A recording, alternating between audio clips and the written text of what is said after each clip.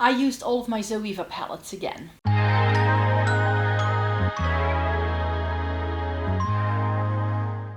Welcome to everyone watching today. Thank you so very much for joining me. Today I want to chat about the older Zoeva palettes that I still have in my makeup collection.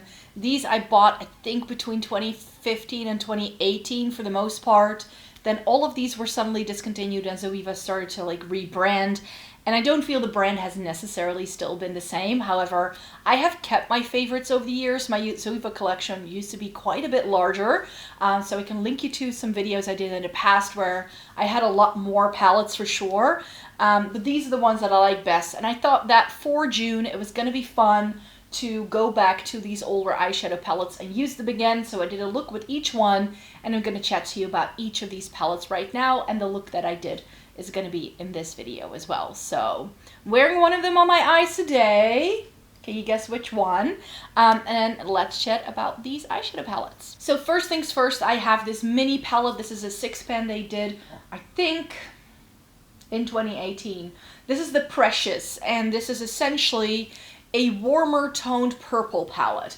That's the way I would categorize it. It seems to only have one straight up warm tone, but everything that's here has quite a bit of warmth to it once it goes onto my lids anyways. I used these two shades and these two shades in the look that I did.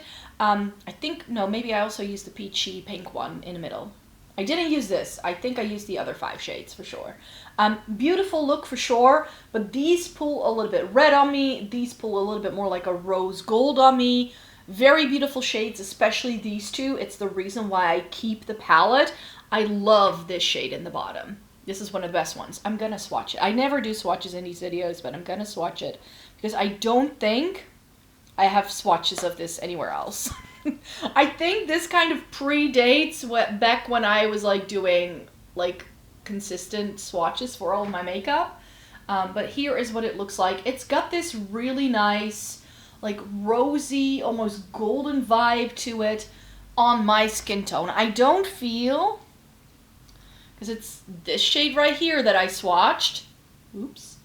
And here is what she looks like on my hand. So in the pan, it looks like it's going to be a dusty mauve tone, but on my skin, it's like this warm, rosy purple. It's got purple to it for sure, but it doesn't look as purple as you might expect. So that's a bit of a confusing shade. I used it again. I was like, oh, I didn't remember you doing it. It's a beautiful shade though. And I remember really telling you guys for years how this was my favorite shade that Zoeva ever did, because I used to be a hardcore fan of anything rose gold. Rose gold was my favorite shade of eyeshadow to wear for years. From 2012 until 2015, the only thing I really wanted to put all over my eyes was rose gold. Nowadays, I'm more of a taupey, navy, teal kind of girl. That's what I tend to go for. But these kind of shades, back when everything was just warm tones, shades like this is really what I gravitated towards. And I still really like it. It's got a little bit of sparkle to it. So, so beautiful. And I'm still so happy I kept it. I tried to declutter this several times over the years, but every single time that one shade pulls me back in, I'm like, I can't get rid of it. And now that I've played with it again, I'm like, but she's really good. And that's, in essence, how I feel about all 6? Yes, all 6 of these larger palettes. So that was a mini 6-pan. These all have 10, 12, 10 eyeshadows in. And I think it's still really good eyeshadow till this day. These haven't expired yet. They are really easy to play with. But I do feel that this is a little bit of a time capsule when it comes to the type of eyeshadow we're getting nowadays. If a brand came out with this formula today, we would laugh it away, okay? This is not the kind of eyeshadow quality that a lot of people are looking for nowadays, I feel. It's a very sophisticated, easy to use kind of formula for sure. I think it's very comparable by a lot of brands and what brands were doing at the time. But especially if I compare it to some indie brands and stuff that I know a lot of makeup enthusiasts nowadays really go for, this is not the same. It's very sort of, I wouldn't call it sheer. That's the wrong term to use here, but it's very blendable, buildable eyeshadow. Most of the shimmers in these palettes are more of like a satin. Nothing is super flaky or foily or metallic-y. There are duochromes in most of these eyeshadow palettes, but it's not a super obvious shift. It's not like some of the things we're used to from indie brands where, you know, you look at it and it's like 3 different colors on your lids. These are all shades that have a certain level of sophistication to them, and I feel that we've kind of lost this type of formula.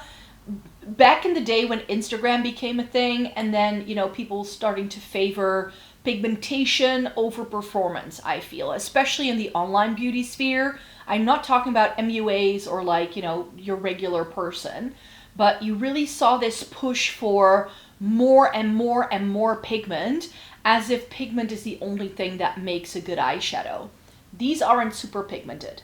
They are very easy to work with. They can be built up. They are blendable, like I said. No fallout. These sort of, it's effortless makeup.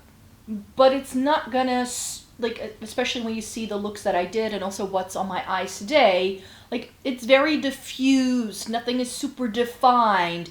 And it's difficult with these shadows to get this very defined, sharper look with like cut creases and like graphic liners and stuff that you see a lot of creative people do.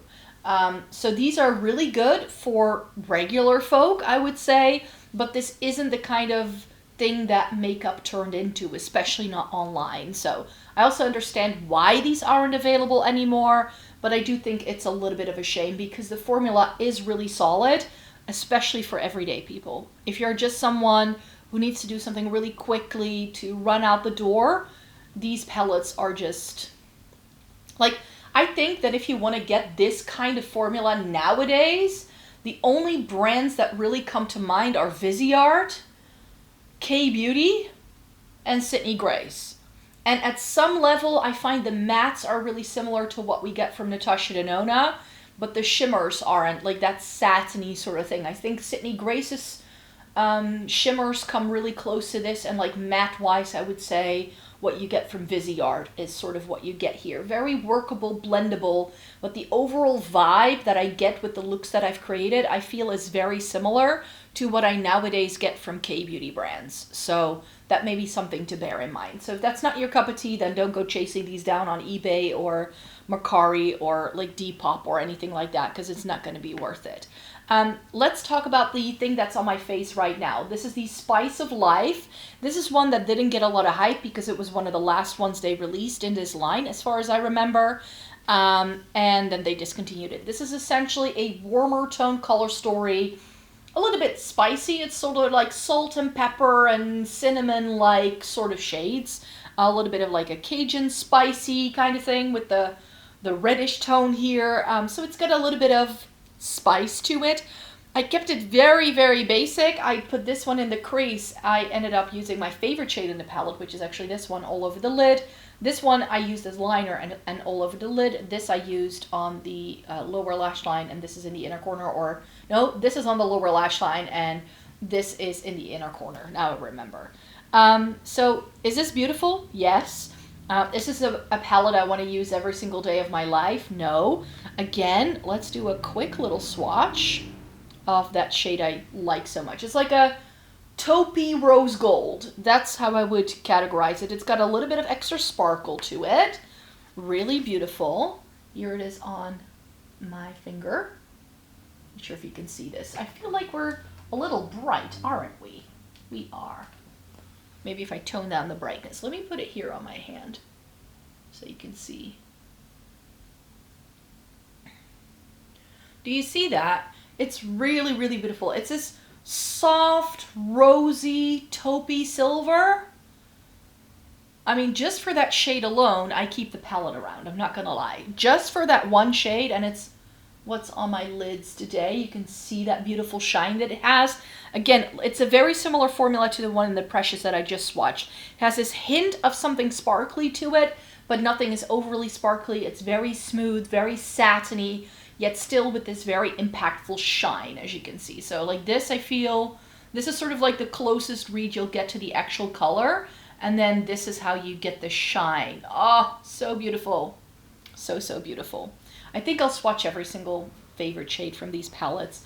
Caramel Melange is one of the best warm tone palettes I've ever tried that has a more orangey vibe to it. Not necessarily my cup of tea per se, but in here, especially this one, I think it's called Liquid Center or something like that. Yeah, it is. It's essentially like that caramel liquid center that you get in like a Mars bar or a bonbon type of thing. I don't really gravitate towards this side of the palette. I've used these two shades and these two shades and then this in the inner corner today. I sometimes use this as liner, but this I don't really care for. Beautiful, yes. Very spicy, warm tone palette. Yes, let me swatch Liquid Center for you. In the look I did, I used that shade all over my lid. And this is, like, I hope you can see what I mean here. But this is what I mean with, like, essentially a very satiny kind of formula. I'll try to put it right next to the other one. So you can see that it's got quite, like, you can just keep dragging this. So again, pigmentation-wise, there's nothing wrong with these shades. It's just that nowadays we're used to much thicker formulas, things that are a little heavier, and that are more metallic and flaky and like dimensional. These are essentially like, you do get, like I said, you do get shine, but you don't have anything else really much going on. But Liquid Center, as far as like one of those very spicy, like orangey coppers, this is one of the best ones I've ever found. And this, like I said, this is years old and it still performs like that. This palette makes a regular appearance on my channel. This is the En Taupe. I go back to this every winter. It's one of the best cool tone palettes ever made, especially if you have very fair skin. This isn't very deep though. So it's also why I think it was discontinued quite quickly. It's essentially a grayish purple leaning palette with two of the first ever duochromes I personally ever tried. I used this one all over the lid in the look that I did. It's a blue, sort of white to blue. And then this has a little bit of like a peachy pink kind of vibe. Again, I call them duochromes, but they're not the kind of duochromes. I'll swatch the bluish tone in here. Like essentially just the white, and it doesn't until you like really pack it onto the lid do you see, like, where do I put it? Let me put it here. Like, it doesn't look like anything in the pan, on a finger. It's when you swatch it and when you use it, do you see that it then has that blue tone to it? It's such a special shade, and I always call Zoeva the underrated duochrome brand because nobody gave them credit for putting these kind of shades in palettes back when they made this. I think this I got in like 2014 or 2015. Remember, 10 years ago, multichromes and duochromes weren't a thing. A multichrome is a quite recent, well, it's not an invention that happened quite recently, like those shades have been around, but they were very expensive to make. So even though they were around, it's only in recent years that we've been seeing them in every single palette, mainly because the pigments became more affordable. But yeah, this is really pretty. It does have one really random peachy tones in. Excellent, excellent quality. I end up using this in the crease, that all over the lid. I used this as liner, and then I used, I think, what did I use? And I think I just used that same shade again on the lower lash line. Very often when I use this palette, I use these three shades and this one. I try to stay away from like my usual suspects with this one because I already use this palette so often. So this one is a good one. Again, still not expired. This is the one that if you've seen this brand around, that a lot of people did rave about around the like 2016 mark. I remember a lot of YouTubers talking about this because at the time Zoeva was very much a growing brand. They're originally from Germany, and I remember Zoeva being a brand that was really known for their brushes and their brush sets and doing really good affordable brushes back when I first got into makeup around like 2010. And then they started doing these palettes, and that gave them quite a bit of buzz. So then they started to expand. So I think they were available at Ulta at some point in time in the US. Some people in the UK were raving about them as well. And the thing they send out to NPR to all of those creators was this palette, the Cocoa Blend. So this is one that really made the rounds. It's again a very warm toned, of its time type of palette with this cranberry shade in the middle. I don't have too many palettes anymore in my life with this cranberry shade, but this is such a throwback to back in the day when every single brand was doing a cranberry. It's really pretty though. Really, really stunning. Let me see where I'm gonna swatch. Ooh, I'm dropping things. Don't fall into the couch. I'll pop it here. So here is that cranberry shade. It's got a little bit of brown, a little bit of a reddish, pinky flash. It's just really stunning. And like I said, this is very of its time in the sense that this is essentially the blueprint for what every single eyeshadow palette looked like around that time. So back in 2016, this wasn't that unique. You get some cooler tone things in this area here, but everything else is essentially a warm tone. Beautiful, yes. Is it something I really use a lot? No, but I'm keeping around for that cranberry shade and those cooler tone browns because we don't really get this kind of color story anymore. And like I said, these haven't expired, and until they expire, I'm gonna keep using them. One of the best palettes, in my personal opinion, that Zoeva ever did, this is a favorite palette of mine. If I keep just one of these, it's going to be this one. This is the Melody palette. And it's got this little shininess because that kind of gives you a clue as to what's going on inside. And this really drove it home for me that they do some really pretty duochromes. This has a bit of a bluish green flip. This has a greeny gold flip. This has a bit of a lavender pink flip. Everything in here isn't exactly what it seems, and I always go for this shade in the middle. Essentially, you have these like brown tones, and then these are more like pastel leaning with the peaches. So you can go both ways. This is, again, really, really light and really, really good for fair skin. That's one of the reasons why I like it. I don't remember what I did with this. Oh, I remember. I used this one all over the lid, but then I decided to put a little bit of the lavender shade on top.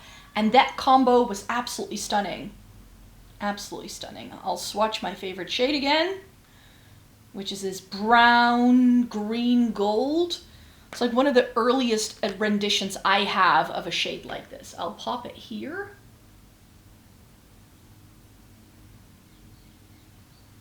So it's right here. Of course, this way you can't see this. Do you see the shift? I need to really rotate my arm to show you this.